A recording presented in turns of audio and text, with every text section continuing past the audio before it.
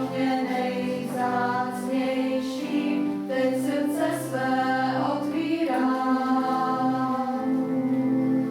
A prosím, vejdi jako král, před tebou smím pokleknout, vyznat ti lásku, Pane můj, jsi pro mě nejvzácnější, teď srdce své otvírám. A prosím, vejdi jako král, byl jsem stvořen, abych tebe uctíval, abych přebýval ve světle tvé tváře.